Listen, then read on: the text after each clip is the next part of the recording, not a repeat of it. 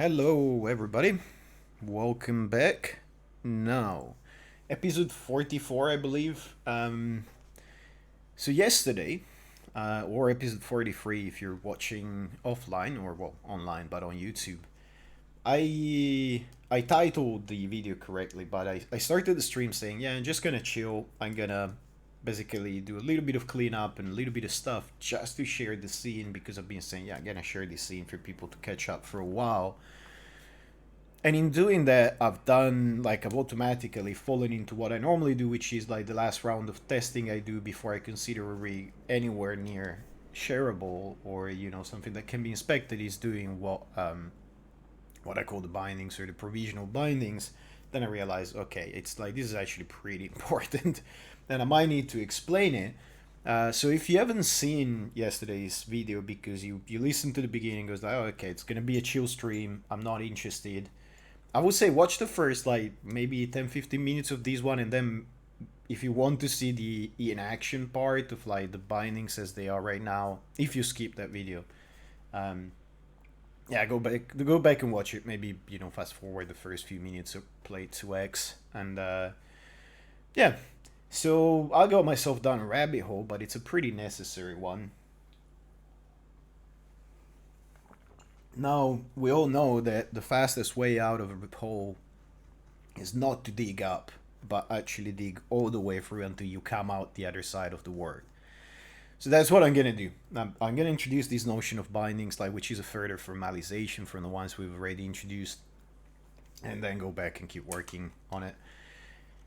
Now there's nothing that's like I don't know what to call it, personal or proprietary to the choice of words. Anybody who's worked with me or talk to people that work with me about the pipelines I worked on knows that like this is how I've been working for a very long time. What and this is like pretty much how like a lot of stuff has been done for a very long time. It's just the formalizations of it, as is customary for rigging, are usually lacking. So some words come from shading and so on. Now, what we've been doing in so far, for the most part, in this part of the rig, and this is a division I've introduced yesterday, is we've been working on what is called the puppet, the mechanics, whatever you want to call it, the controls, if you will, though that might be a little bit misleading. And there's nothing connected to the mesh. And if you've been following, and I hope you have, because otherwise this episode is going to make no sense, it's not an introductory one.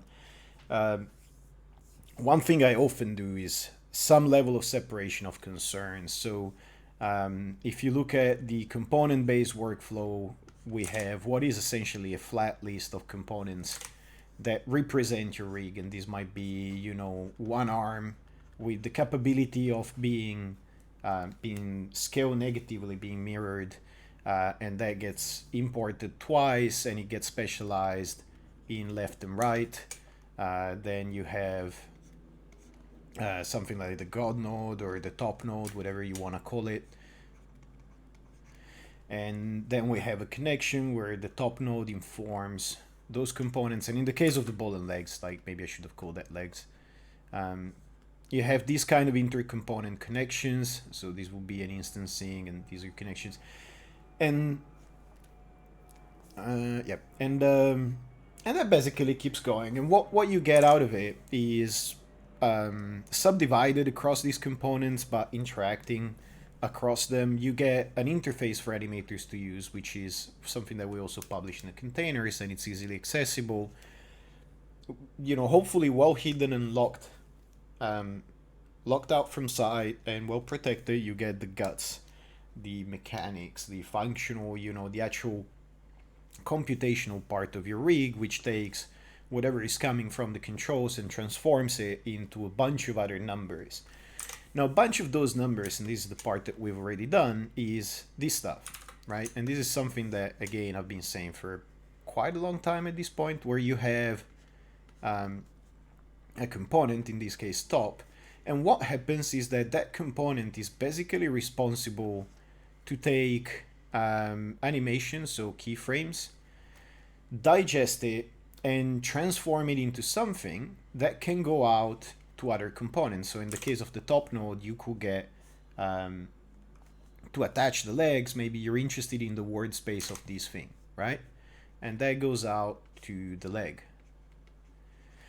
And what goes out here is different than the keyframes that come in. This is why you have two separate interfaces here. So what you can kind of think of in, you know, in terms of the model for this is that a component is a function, and I've been kind of dropping in functional rigging here and there a few times, that transforms keyframes from animators or from some automated procedure into digestible parameters that another component can use. Now, that also means that these, so this is the transformation that goes, like this is the transformation that happens, this is the data that goes across. These are not keyframes, right? This is, in this case, it's just a matrix 44, so a 4x4 matrix. And now the other interesting bit is that in the leg, you have these things that need to happen across components. And again, this we've done, right? And this is what we have input and output for. This is how we've been doing it. It's pretty obvious. So we have some sort of interface that's available, that's visible. And then we have another interface that's a little bit more hidden. It's for the people that have their hands in the guts of the rig to connect across components, right? So this is the interface for animators.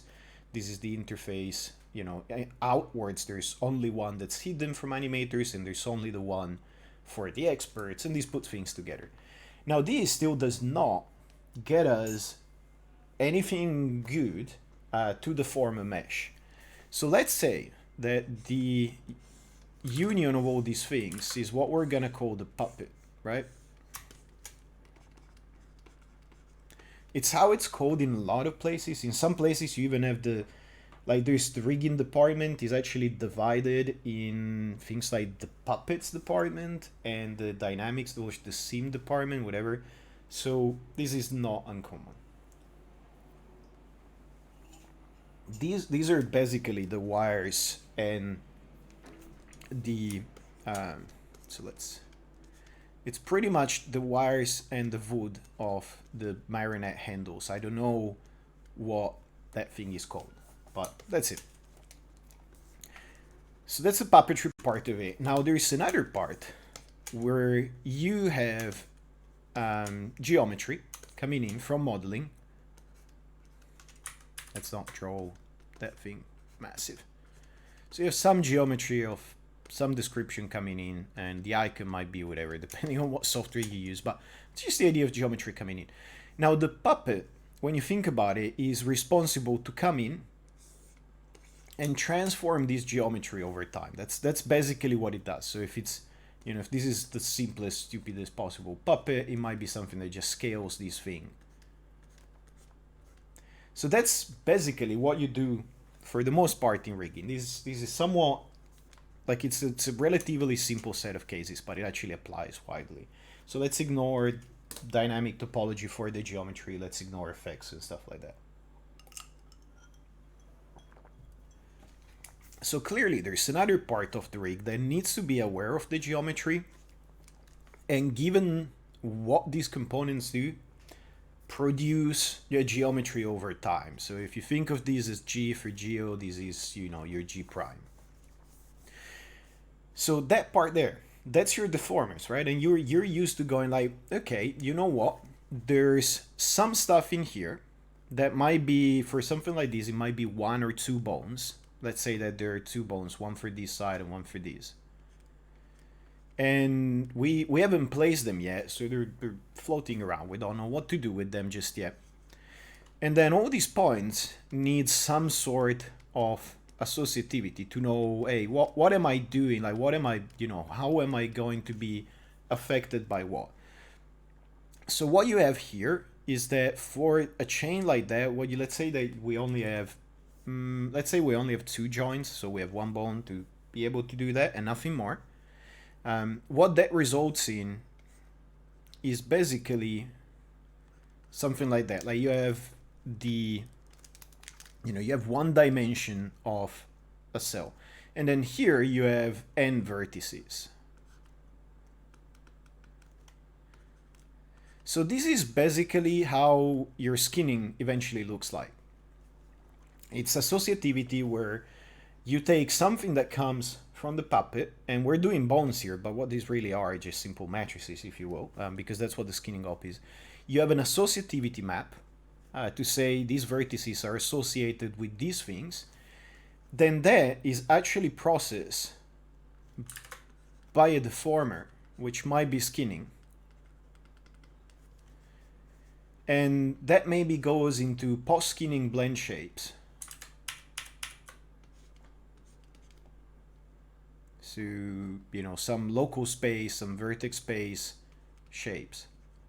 And so on until you eventually have your transform geometry. Again, we're ignoring dynamic topology and things like this and things like that. So in all of that, we basically need to figure out something where we can describe these things. I mean, this is well isolated. This comes from modeling. This is your animation cache that goes out to lighting. And what we need to name is basically this bit here. And in this bit here, you kind of have two things. One is going to be provided by the rig, as in by the puppet, which are these things that come out of, you know, various components or whatnot, and we'll talk about it in a second. And the other bit are all of these maps that you will need. All of these, and the word map might be confusing here. It's all of these data, and it's pretty fat, which might be a set of shapes. It might be your skin weights and so on. So chat, help me out here, because this is a pretty big info dump, and to me this is clear because this is how I've been thinking and explaining. I've been thinking about the problem and explaining it and formalizing it for many years now. I'm wondering if it makes sense to the people watching.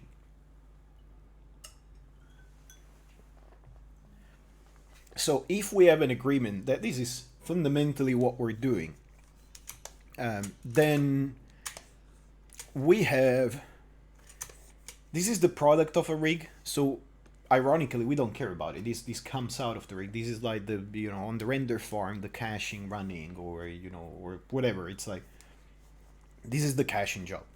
We produce it. So as we create the thing that produces it, we don't really care about it. What we care about are the boundaries of our problem. So we need the geometry coming in from the modeling department or whatever it is. That geometry, so we can do the puppet, and the geometry might inform how we choose, how we assort, like what the assortment, like what we put in that puppet, but that's about it.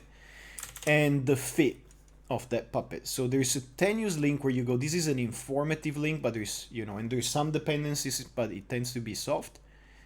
That tells us, okay, from this geometry, I need to produce this puppet, which is the sum of the union, whatever you want to call it, of many components.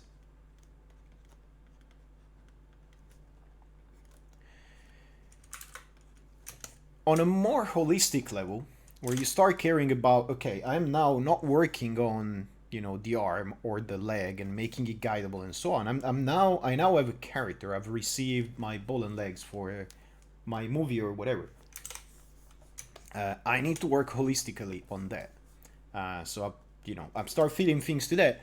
Now there's something that comes out of the process where you go like, this becomes per character, per rig, like per rigged thing, per rigged entity, and not per component or a collection of interactions of the components and so on. So that puppet needs to produce a collective set of transformations. And I'm simplifying. I'm talking about the case that we're dealing with. The general problem, like this is actually one of the harder things to pipeline.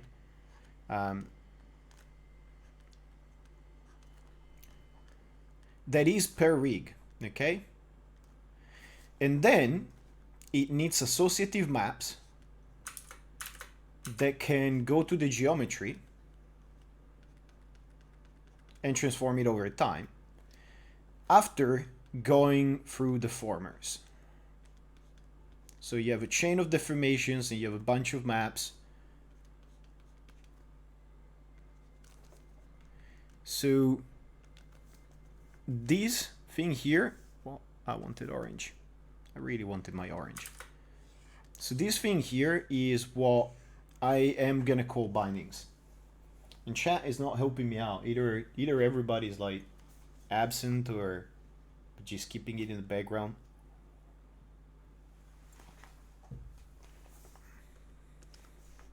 So this is our missing link, okay? This is like the theory of it, if you will. It's, you know, it doesn't, and again, like the general problem is actually really complex to formalize, and I've done a fair bunch of work, which I really cannot share. Hey, man. So, this is what we're working on. Now, the easiest way to do it, and the way this is useful for many different things, again, we're talking about the simple cases, is very often there's a skeleton part to the bindings, which is just a bunch of transforms, and then you have all these heavy maps for shapes and stuff like that might come from elsewhere.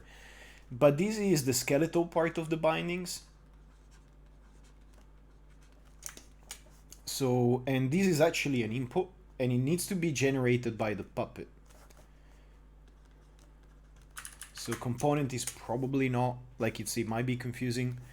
The skeletal part of the bindings. So this is actually where in a lot of VFX shops, like this stuff is not formalized or not well formalized, but everybody to some extent, consciously or subconsciously, works to this model. So it is extremely common, even in relatively small shops, where there is a pipeline. Not the places where you only have, you know, the one person rigging for everybody, like, you know, seat of the pants and animating right afterwards and so on. Usually where there's some pipelining, it's not usually, but frequently where there's some pipelining, there's a step very similar to this. And it can have any, you know, any number of names. And this is usually per rigs.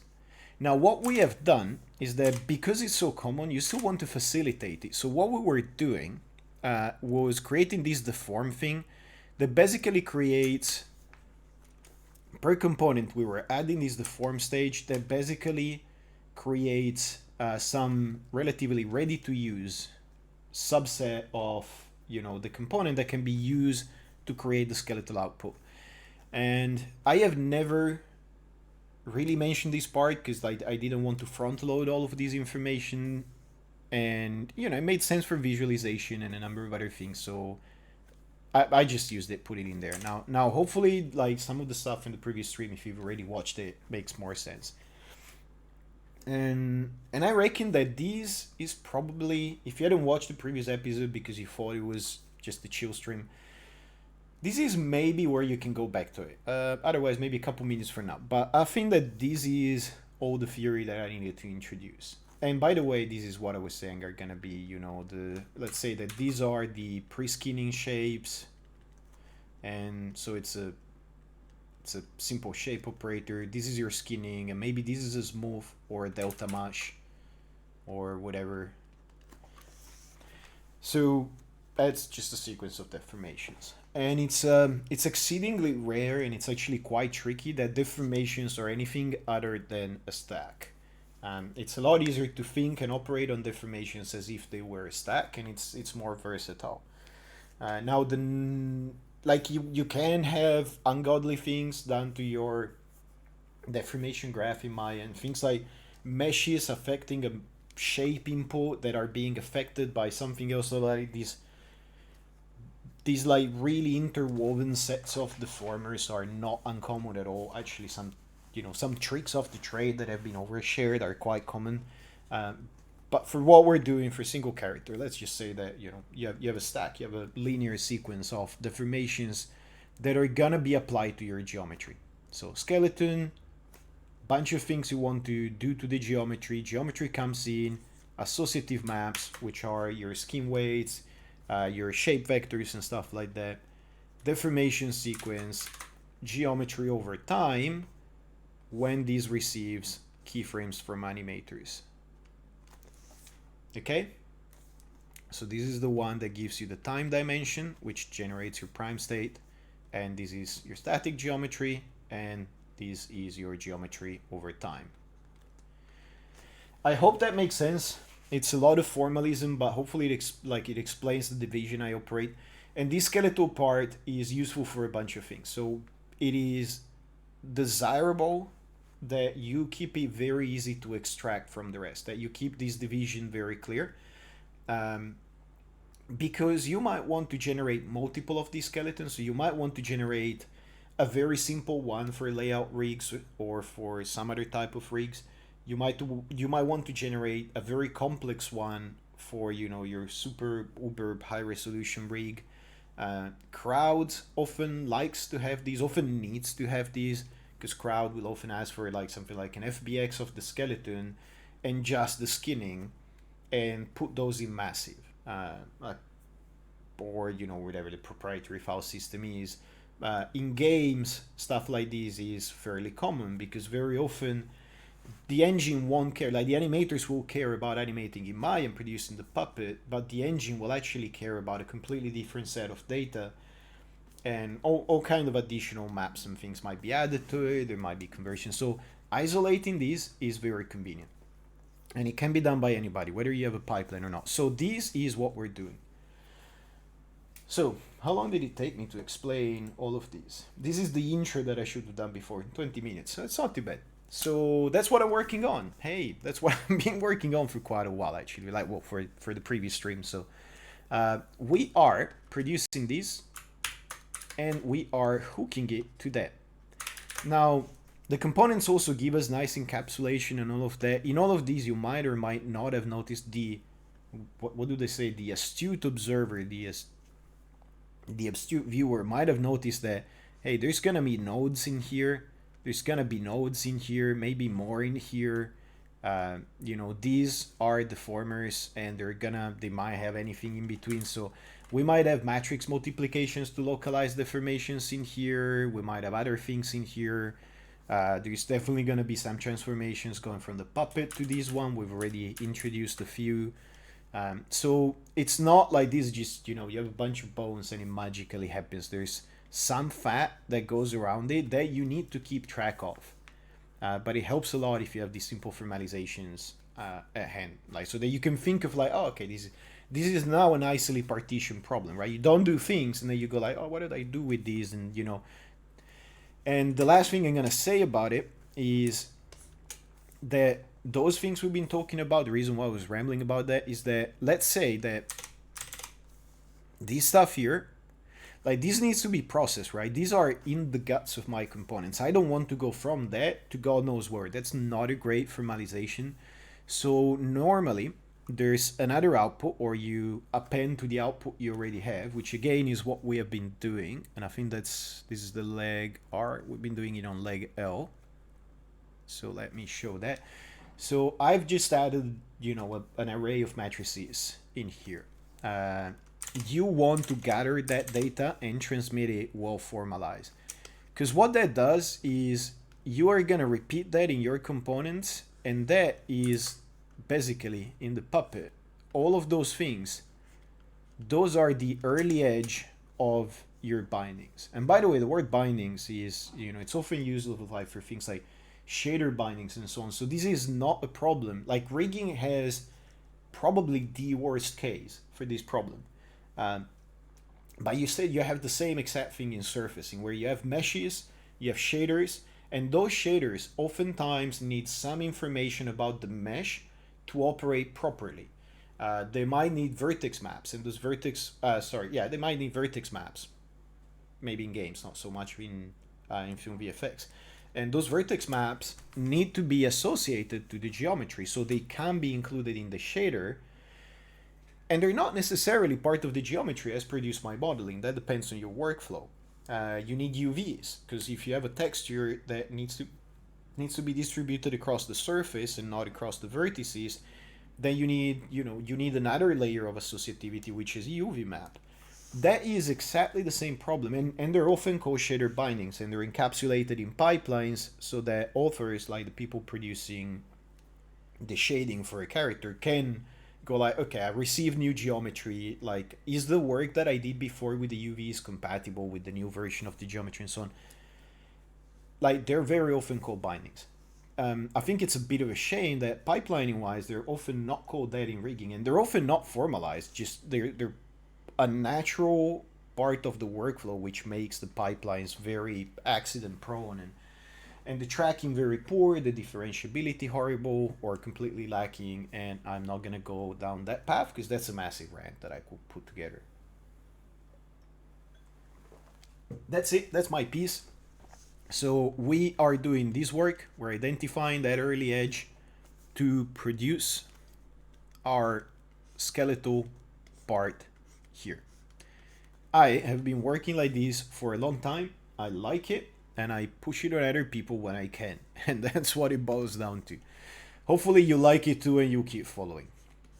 Chat, help me out. This just for the one time. Does this make sense? Because I'm about to move back to doing the work. Let me know. If anything is unclear, let me know and I'll go back to it. So let's work on this bit here. Okay, that's the work we've already started.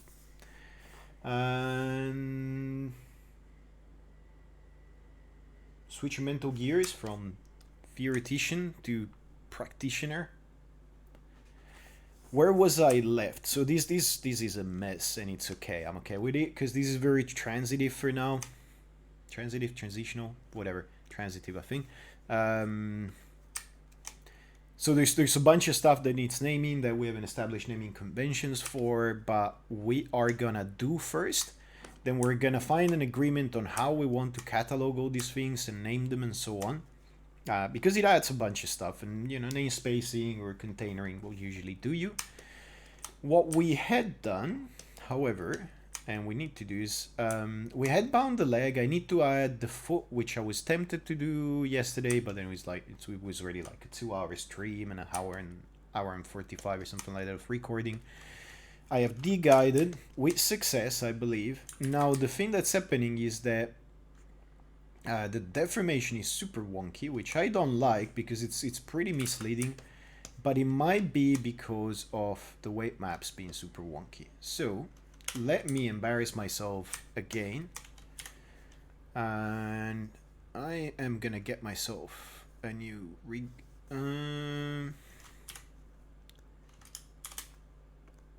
Is it really? Okay. I vaguely remember that when you refresh the mesh, oh, okay, never mind.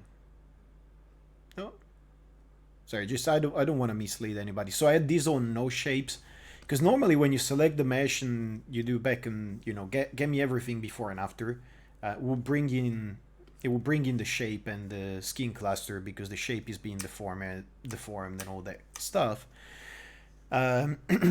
But see how I have only the skin cluster and the bones because I had no shapes. That's pretty much it. It actually is kind of funky. I don't mind it. I never noticed this, that if you have no shapes and you select the shape and you ask to graph it, you still get the graph, and the shape itself is kind of useless actually, whereas just grabbing the skin cluster quickly like this is pretty useful. So I like that.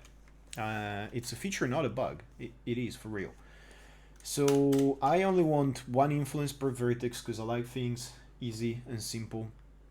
I'm wondering if chat is working because I'm either being ignored or it just, you know, it happened time and time again before that tweet chat wouldn't work. Skinning classic linear, that's fine. Don't care for anything else. Normalize weights, do not. I hate you for normalizing my weights the way you do, Maya. If you had good weight normalization, I'm ignoring. Yeah, it's cool. Good. It's good to know that chat works. So I detest, like, so if you hear me ranting more like last episode and this one and in the coming ones, it's not that I've progressively grown grumpier throughout the seasons. It is that Deformation is like I have so many issues with deformations in Maya. It's hard for me. I try to stay positive, but it's hard. It's hard work to stay positive when it comes to deformations in Maya. I will try because we have work to do, but it's a challenge. So what is happening here? Actually, on top of that, I would like to add control. Thank you. So what I'm getting here is my skeleton for the bindings, the control that I want to play with. Now what is happening, I believe, is simply that this is not being... Is it? No, I'm not. Yeah, I'm not.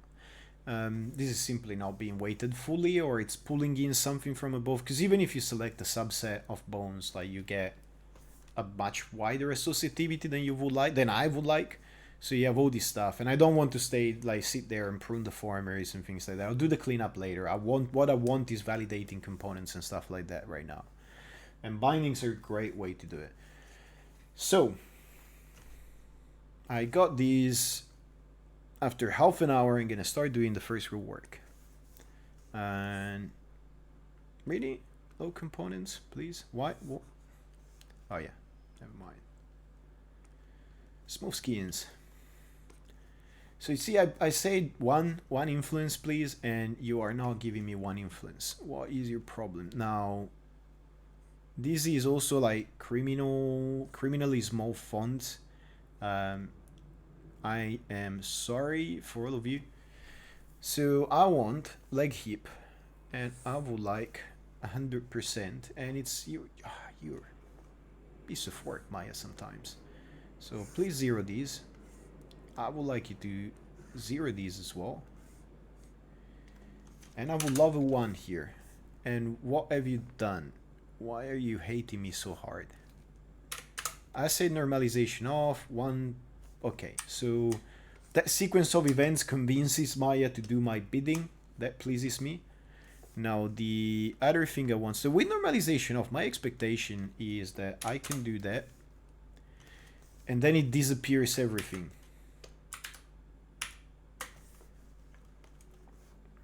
And then if you undo, you need to refresh the view. Like there's all these quirks that like many years ago I remember these quirks, and this is I feel this is one of the things that gives Maya the reputation. It certainly did in the past, the reputation of being user unfriendly.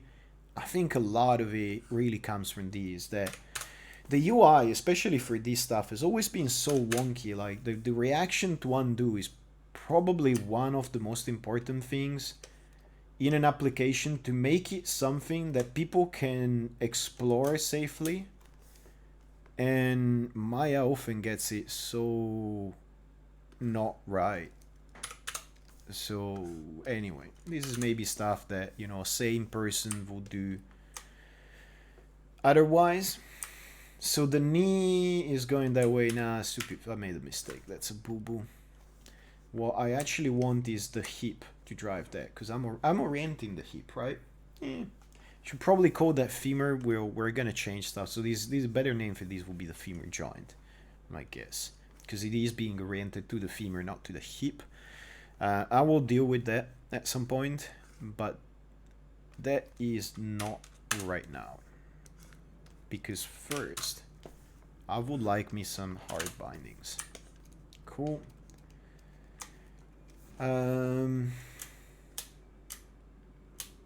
Really? Are you being that finicky? Huh. Okay. So it's working. I was like, I don't know. It's like maybe it's finicky about what vectors it's extracting to find the direction of the row. I wanted a ring selection. Doesn't matter. We're okay. We're okay, fam. How exciting is this part of the work?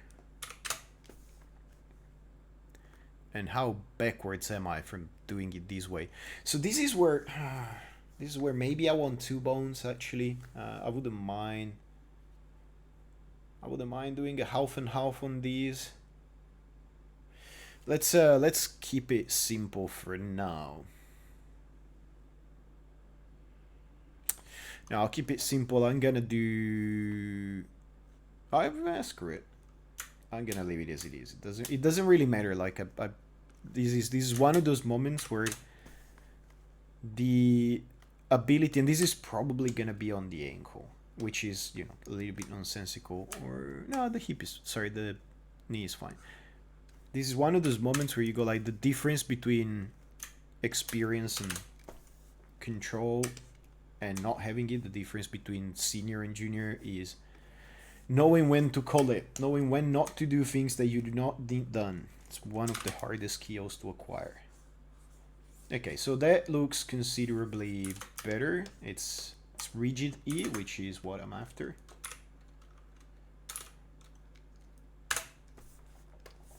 And untoggle that. Let me just, nope, undo that. So cool. Now what are these doing? So this is a bit funky because I bound. I mean, this is expected. It's not like it's a mistake or anything. It's just highly undesirable because I bound things to these being the general body mass that I want things bound to and tied to. Now the legs obviously follow these as they should because this is the heap or the end of the gun node sequence.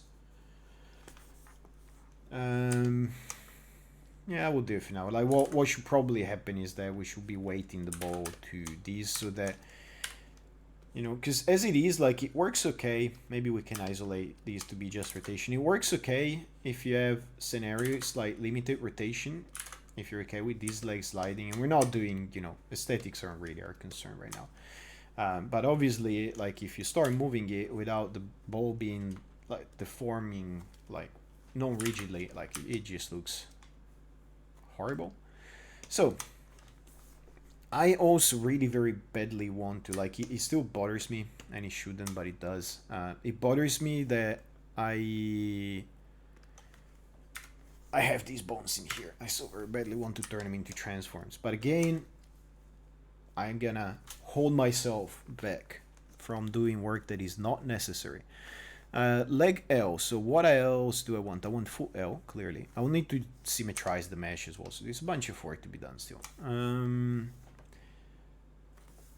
Let's get the foot analyzed and done.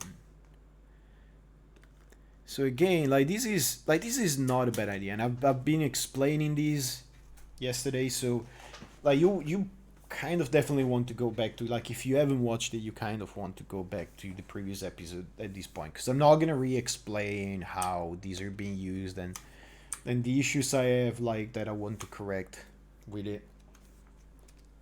It would take too long to re-explain it,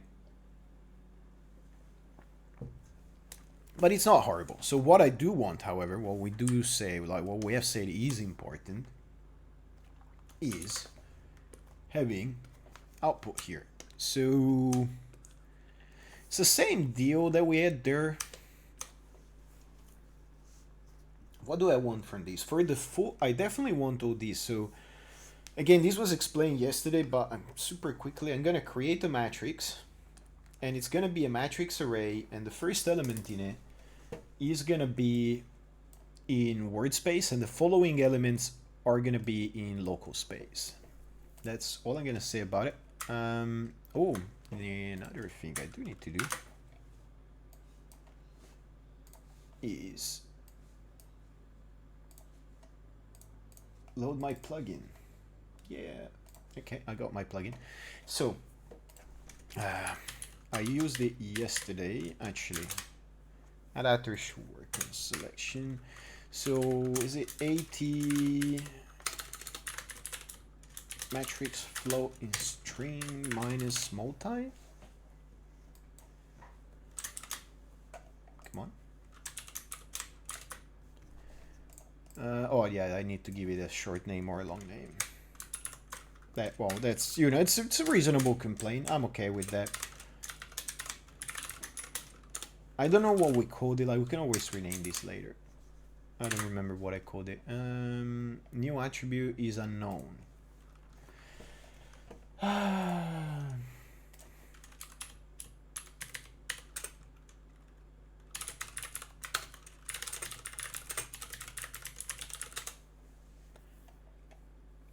Adapter command. So float FLT matrix, that's the name.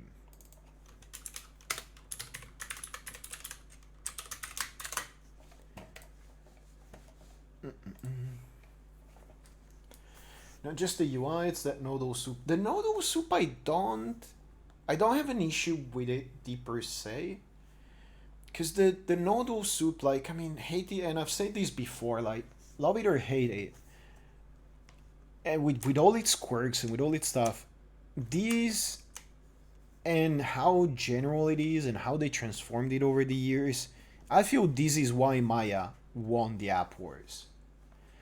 The way they've done this absolute bastard of a graph, like, and I do mean bastard in the literal sense of the word, like of unknown origins, like you don't know if it's a data graph, if it's a little bit of everything, right? It is why and the way they've let people operate it is why you can, like, you could do things that people understood on so many different levels, mail and the API, and you could partition work. So there's a lot about this that is good.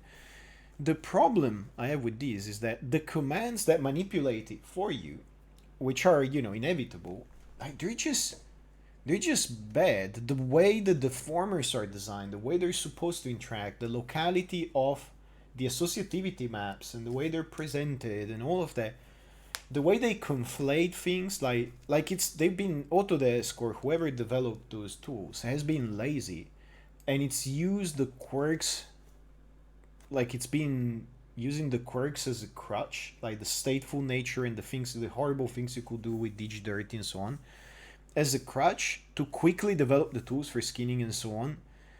And they never got rid of that crutch, and they're just horrible. So puzzling out what the hell is going on is sometimes a challenge. That's where I'm gonna stop that rant, because that's a long one if I get into it. So better and more interestingly, I want 1, 2, 3 and this one. Yes, I do. All of you, I would love for you to participate. Please come here. You're invited.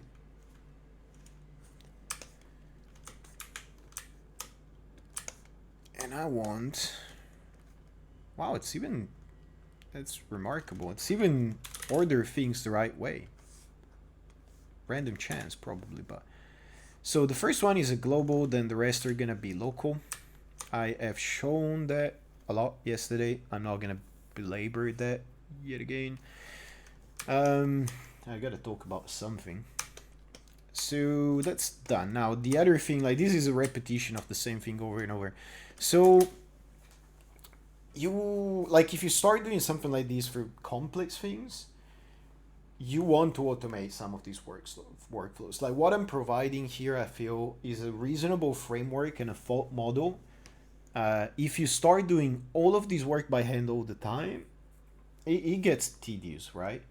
I mean, it stays well organized and it's very easy to change. It's very easy to inspect. Like, so there's a lot of advantages for the long run. But for the short run, if you're asked to produce a lot of rigs by these standards quickly, so if you're in control enough that you started, you know, kind of like getting yourself into working, you know, somewhat aligned to what I've been showing, you want to set aside a little bit of time to instrument your workflow so that things like this becomes, you know, have standards, standard ways where things are and all of that, and automate it to some extent. Formalization is largely about the repetition of a standard, and that also makes it very easy to implement tools that repeat it for you. So good formalization and good, you know, granularity of templates is what makes tool development really easy.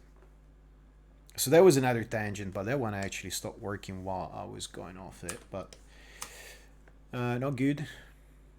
Let's keep moving. So I need 3. I do not want... Oh, Maya, you've done it again. No, that's me, actually. That's because I had 2 Mayas open the last time, so the preferences that were saved are from another Maya. Great IK handle. Do not want to buy. Not interested, Maya. And I just want that under the ankle. I am comfortable with that arrangement. Thank you. I'm gonna call this foot because it makes sense for now.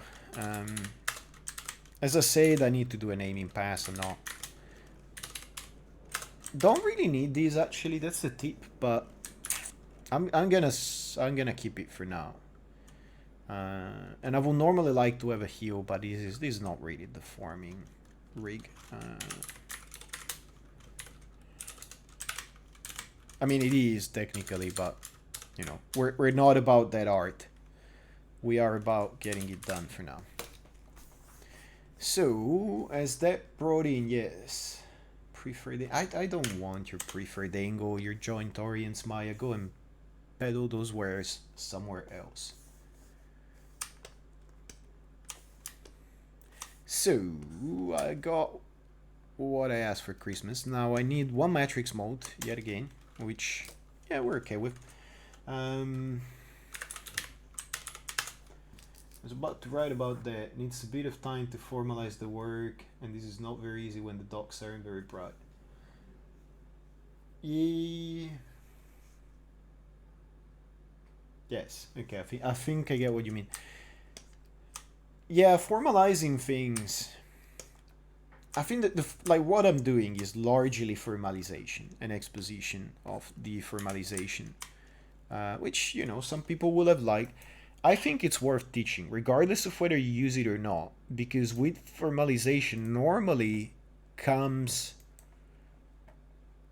the tools and these, you know, these nice boundaries to really understand what is in the problem. That you can choose to, like, once you understand the bits because they've been separated and mapped for you well enough, then it becomes easier to, you know, you've broken things apart. It becomes easier to understand more of the problem and solve it. And I'm just one quick comment here, which is this is what we've been doing time and time again.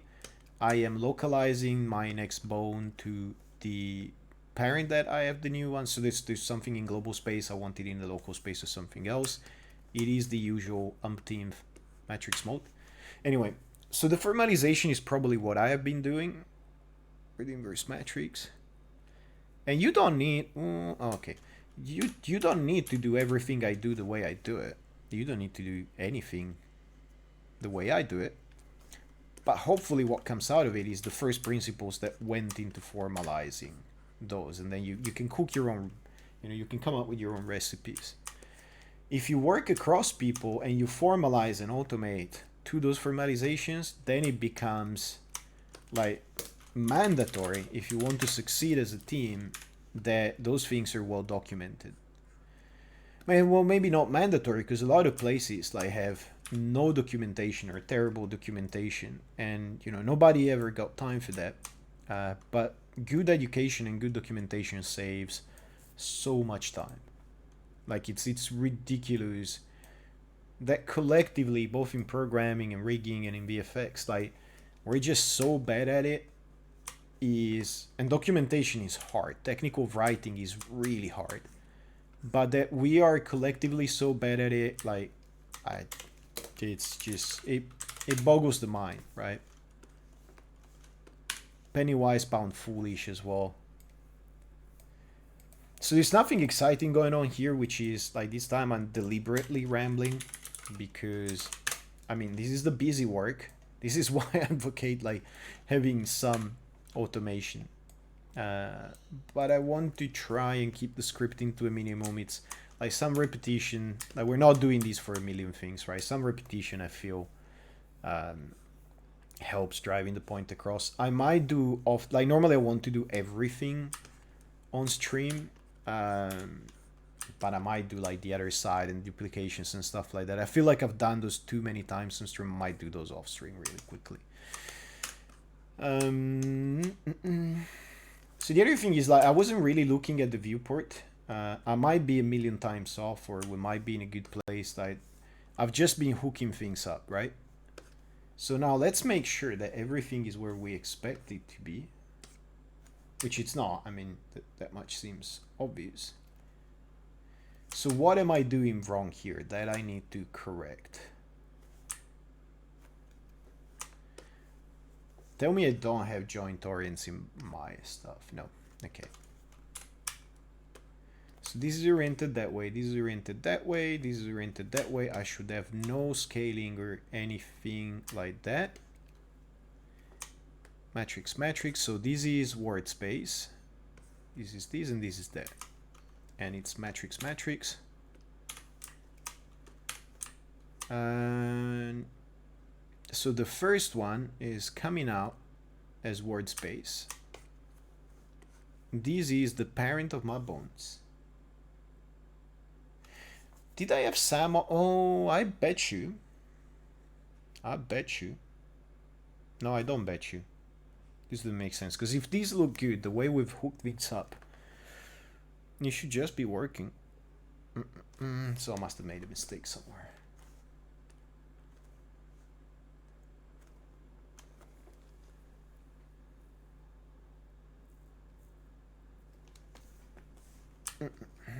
Anybody spot if I made a mistake, or am I going down the debugging rabbit hole? So this is receiving a small reasonable amount of, so where is this? Okay, so this is sitting way off. Okay, I get you. Is it possible? Like the left side should not be negatively scaled, so this must be wrong. Oh, word there you go. I want the word matrix and I hooked up the word inverse matrix. That's it. I was like, I don't know what I've done wrong. Doesn't make sense. It felt right. So it is right. We're good. No need to panic. Now, if I isolate these. So this is kind of looking alright. And at this point, like part of the processes we've been running it before has been de-guiding things. One thing I do need to spend a couple minutes on is the swap and remove script, like just so that it logs what state it's toggled, because it's dangerous as it is right now. So I believe that right now it is in guided mode.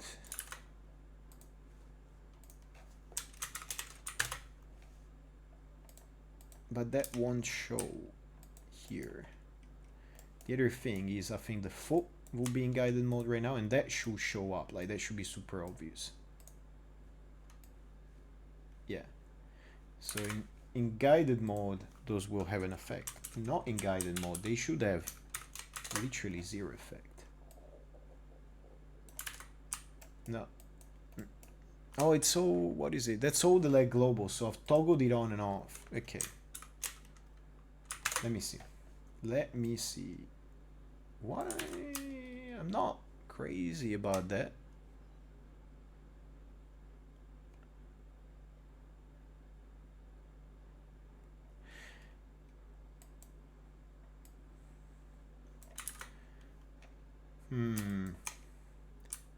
See, this is why I really need to do some of that work. I mean, if the rig works, I can deal with it. Now, is the leg being de-guided? Yeah, I think so. Now, the foot is definitely not de-guided, and that's probably what's affecting a bunch of things.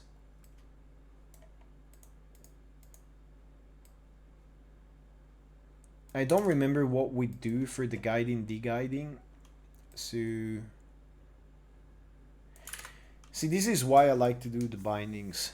Like, this is one of the reasons as part of the debugging, because them thing, like, it helps things, it helps clarity so much. So what I want is ankle, toes, and tip, these things here, and I want them bound to the mesh. So it should be okay to select the transform. Is it? No, I want them bound to the foot. I don't know why I'm saying what I'm saying. Yes, please. Now the other, whoops.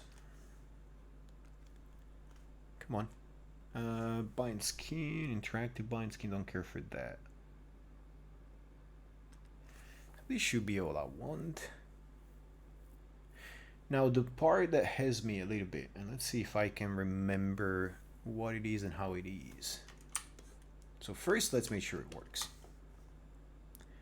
Now that we have glorious visible things, and that would be let global control adding parameters row. So that's cool. I mean, obviously the transformations are kind of visually not amazing.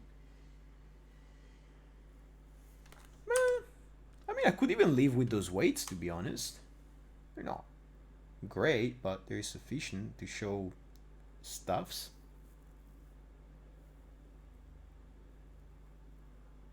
So this is the part where I need an animator. It's definitely the heel could use some work, but it's okay to leave it as it is for now. So how far in are we? 55 recording. I am gonna work on making sure that that foot is okay, I guess. Let me fix that skinning, because that's like, it kind of does bother me that that's off. Maybe catalog some of this stuff before it gets too out of hand, and look at the names real quick and then call it a day, because at this point we have produced the bindings for everything from on one side, and we have bound the geometry. So yeah, if there are questions or if there are requests for tangents or mini rants or whatever, let me know, because I'm gonna do like 5 minutes of busy work and then call it. I'm glad I did this stream. I feel I really needed to get the first part. Oh, come on. Yeah, actually I can do the whole back. So all of these should be, I'm making my life so much harder than it needs to be right now. Anyway, all of these needs to be included. And don't really care for anything else. Yeah, maybe these. So this is all stuff that you just want to hard bind to the ankle and call it a day. The thing I was wondering about is actually, okay, let me get you. See, this is the stuff that I really miss from exercise. Hangy, like it's changed now, I believe, where like if you go back to something, it keeps your selection, right? So if I go back to the foot mesh and switch to vertex mode, it's kept my selection. Like this has always been the case in exercise, and a bunch of other apps as well. I think Lightwave as well, whatever. Maya used not to do it, if I remember right.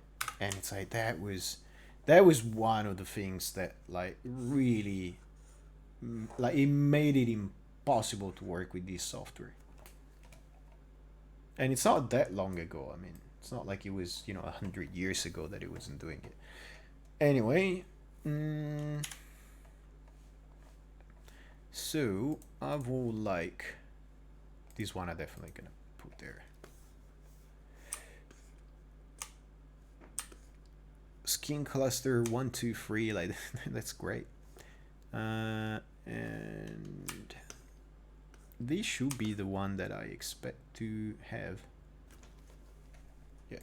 So no normalization. I know that stuff from like somebody yesterday was saying, oh, you can do it from the menu, but I do believe that a couple influences is okay for these. In fact, even 3, so we can bring in all the bones. I do believe that all that does, and this is why I'm saying Maya conflates nodes and menus and stuff like that a lot.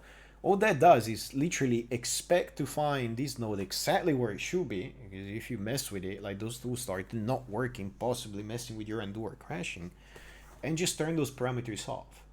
It's like this stuff, it is such a specific task. It is such a, it's such a craft in its own right to do like painting and tweaking associativity maps, because that's what it really is. It's not just skinning. That like there should be a workflow with a dedicated UI model around these, not Excel from 98 with crashes added. 98, no, it's like this is maybe Excel from like 95. Anyway, Lotus 123. And that will be it. So what I wanted on is ankle and nothing else. Are you giving me anything? You are. Foot, ankle, leg, knee, good. See, these names, I said before, I don't necessarily love those names.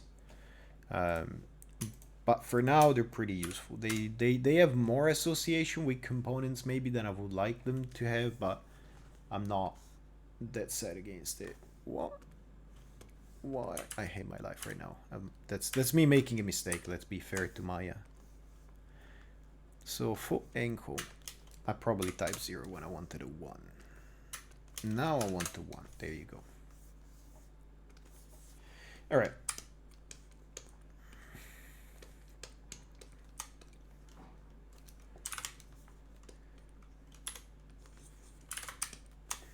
So if I take, let's say, leg global and hide the guide, because the main thing here, foot component, does it doesn't really have a guide other than the parameters, yeah. Which is good, because this makes it really easy to understand if we're in guided mode or not. I will need to go back and expand that script. We haven't done scripting like in a very long time anyway, so that is done.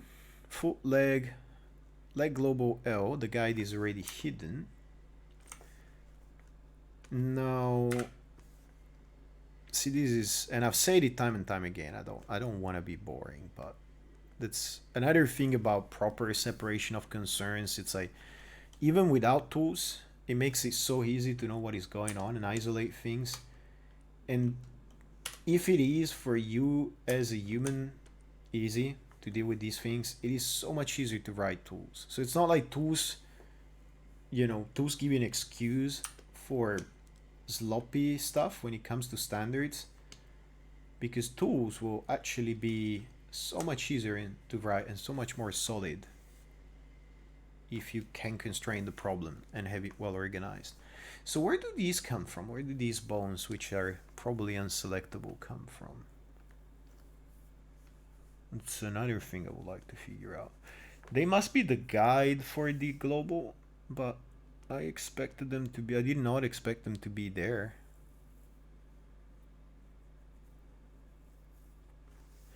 No questions? It does bother me to see such, like, I mean, abysmally bad skinning, but I'm gonna deal with it. I am gonna fight against my OCD.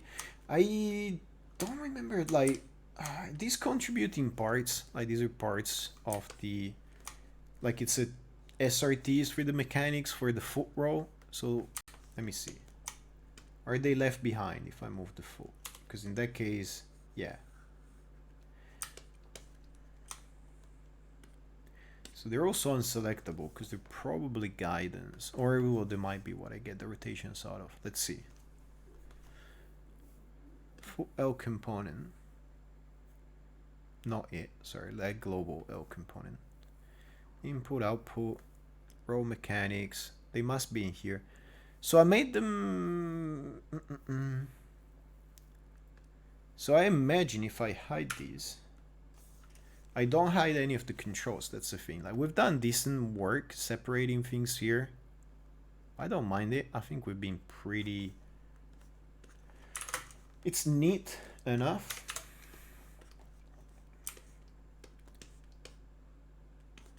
Now, I do have to take care of one thing, which is fixing the size of these joints, because that is driving me nuts. Is it what? What ifs?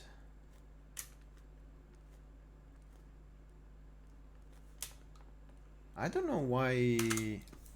Oh, the radius, is it made? No. It's being driven by something. Doesn't matter.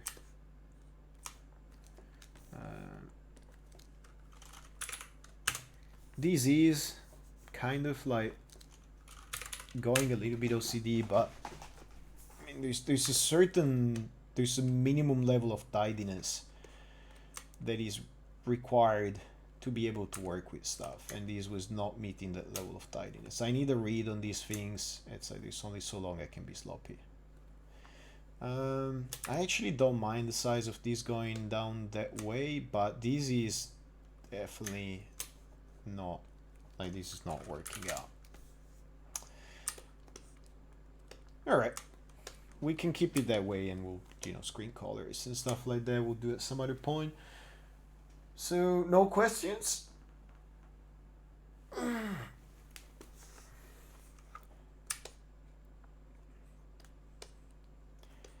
All right. How good was the stream? I'm curious. Come on, give me some feedback while I do the last of the reordering here. Because I kind of like these things, but I don't know how interesting they actually are. Now, something I definitely want to do, tidy up right away, is like skin cluster 1, 2, and 3. No, just not acceptable.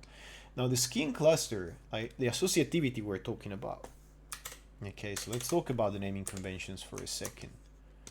The skin cluster to me is here. Oh, am I in black? I am in black. Huh. It's here. So we need to make sure that the naming is unique enough. If we were to have multiple of these, which is not a tangent I'm going down to, it is an association, like that skin cluster, between the skeletal and the geometry, right? That's what it requires.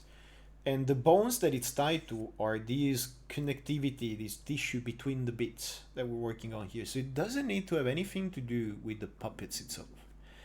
That stuff here, that needs to be paired with the puppet somehow. But we're not naming puppets because we only always have one puppet, one geo, and one set of bindings. So it's all pretty easy. So if we have skin clusters separated, sorry, and the other thing I should say is like it's part of this map. So the other dimension we've been talking about, the one of which is not really illustrated here, it's like it's this part here of the geometry, which is in its own right segmented. So knowing which one of these items of the geometry it is tied to, that seems useful. So for now, I am gonna keep it simple and name it. So mesh indicates this thing, and it indicates that there's some meshing, so there's vertices and connectivity. So for now, I'm gonna use something very simple and just say, okay, this is skin cluster 1. It will be the first we made, so it's probably here somewhere. Yeah, output geometry. So let me actually see that. I don't want to make these like mistakes in these. All except shading group members here, sure.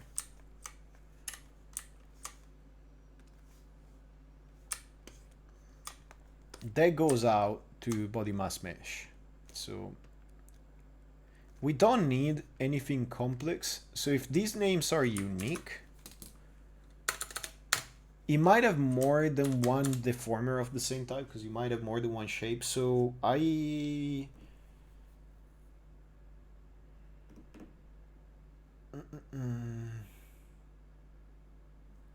think leading by the same name is a good idea. Indicating how early or late this happens in that sequence, probably a good idea. So that's kind of an index. Let's keep it simple for now. And then optionally, we could say it's this type of deformer. So I'm gonna stick with that for now. Now, the bind pose, you don't really need it. We're gonna float the geo later on. So I don't even know if I care about it. The bind pose is a little bit of a funky thing, because that bind pose actually indicates what the base, and this is a conflation of Maya's like different responsibilities being in the graph, or maybe they shouldn't. The bind pose is just collecting a pose for a bunch of joints and telling the skin cluster which needs that base, you know, here's a collection of those things. So these only exist to give a name to a set of things, basically. And you can create them yourself and switch them in. And then this is just a message. So it's the tools, despite the fact that it's represented in the graph, it's the tools that expect to find these and set these and change it and add and take away from it and reset things to it. I don't like it. This is what I'm saying. This was such a bad idea. I've been dumping stuff in the graph to go like, hey, track these things so that this tool uses that thing specifically in these cases. It's no, not sold on it. So what I like, however, and this Maya does right, and like everybody does this way and it makes sense, but it might be hidden, is that, oh, there you go, there's the bind pre-matrix. That's what we're gonna use for floating things. So that's something that we'll do when we have the guide mode. Because if you put in, if you put in the bones before the transformation, in fact, if you put the same bones in here and in the bind pre-matrix, the offset is calculated based on, and I think I mentioned this in the skins and weights mega rant video, based on the difference between these two. So if you connect to these temporarily, when you're in guide mode, you can guide things and your bones move around and the mesh goes like, yep, there's no difference. I'm gonna stay where I am, and that's great. And that's much better than going like, hey, here's a bind pose, move things with the mesh like getting all wonky and bent out of shape, and then going like, okay, set the bind pose, and if you're religious, you got a god to pray to, great, because you're gonna pray to God that you move things the right place. So it's a long explanation on why I don't care for the bind pose, and I'm not gonna name it. Skin cluster set. That's again, this is conflation between tools and stuff like that. Do I affect it? Like my point in naming something, when I name something, it's because I want to find it again and I want its name to be, derivable, I guess. I want it to be based on precise rules so that from here I could do something like, hey, find everything that starts with these tokens and then has D, regular expression D and a digit, and I will find all of my deformers. It's like a 4 lines tool that gets me everything that deforms that mesh by my standards. Skin cluster set, I mean, nah, do not care. It's I think it's for stuff like selecting what is affecting it. It's another example of conflation. Is the mesh deformation assembled at the shot stage? Oh man. In an ideal world, yes. That is really hard to do. I've done a lot of work in exactly that space, and I can't really discuss the details. It's first principles, yes, that I can clearly discuss. Yeah, ideally, I mean, it's obvious. Like, none of this is, copyrighted or whatever. Like, to me, this is pretty obvious, and it's demonstrably, like, it's a demonstrably first principle based formalization of the rigging problem. There's nothing that is in here you couldn't find in programming, already, like, almost entirely formalized in a similar way. So if you load the puppet as a reference model and you stream the geometry to the video card, right away like that, which is kind of what, like, the GPU deformers get the geometry from the scene, but they put it on the video card and then they leave it there.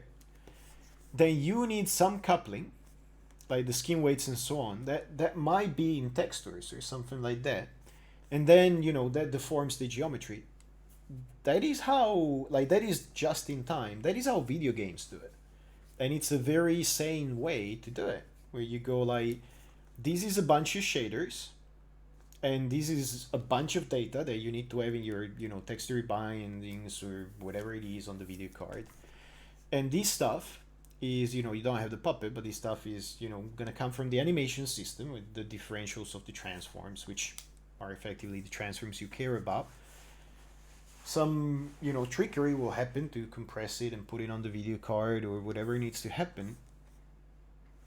And there you go, right? So it's the same. If you have a pipeline that assembles the shot like this and you're using Maya, this needs to be a reference model.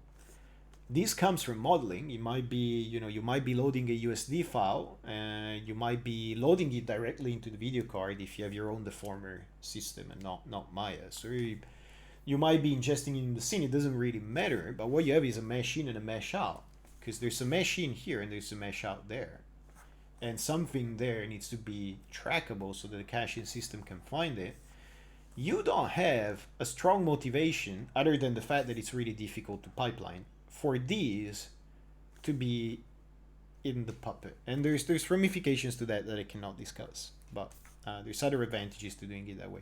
So if you can do bindings just in time,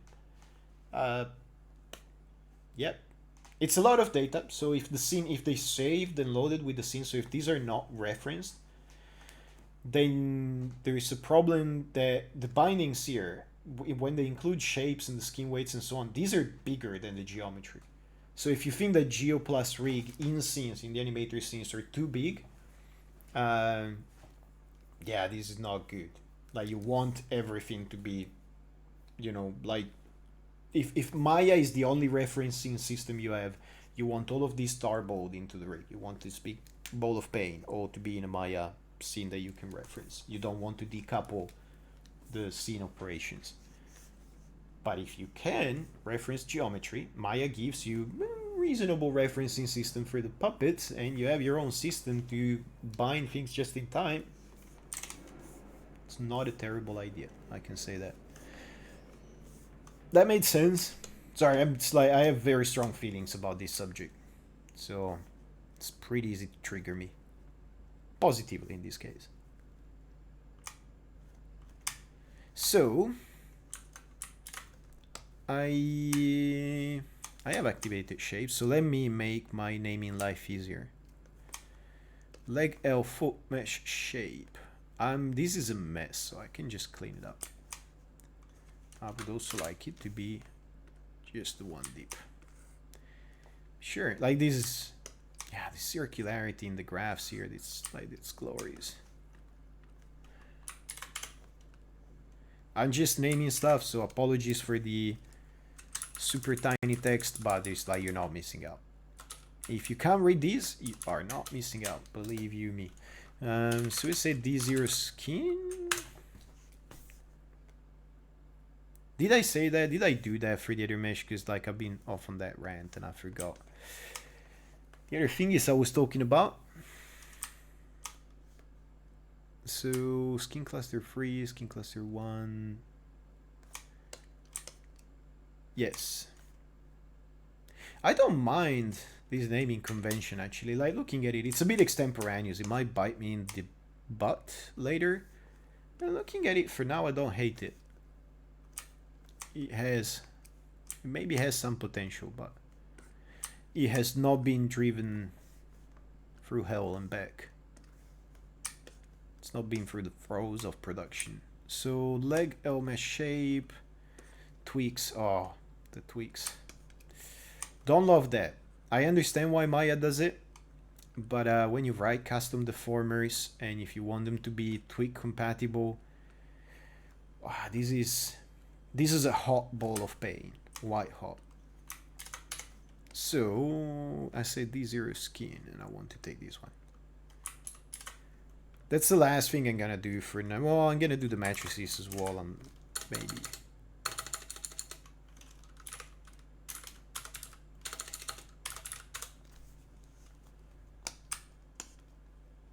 So I've cataloged those. The tweak sets. Oh, the tweak sets would also, like, I would have some stuff that's probably... Nah, maybe not. Anyway, I should, like... Ooh, I have not saved the whole day. Nobody told me. Bad audience. Like, all of you. Really bad people. So I have a 0.4 that is like that. Let me see. Is it worth trying to do a freeze all non-transforming? Is it gonna bite me in the ass? Sorry, freeze is freeze is an exercise thing. It's calling delete non-deformer history. So that might have got rid of a small handful of nodes, and it should have left ours. It might also have rearranged a couple things. So I don't know. We'll see. I need some animation as well. I would like to have real animation. Some animation will be glorious. If anybody's gonna offer, let me know. I will take you on that. And a little bit of cleanup. I think, like, I can't believe it, like, we're finally getting close to the end of the season. Like, the real end of it. I mean, there's not so much more that we can or want to do on these. Cool, I'm calling it. I'm gonna resist and not gonna do the matrices. I'm gonna leave these names alone.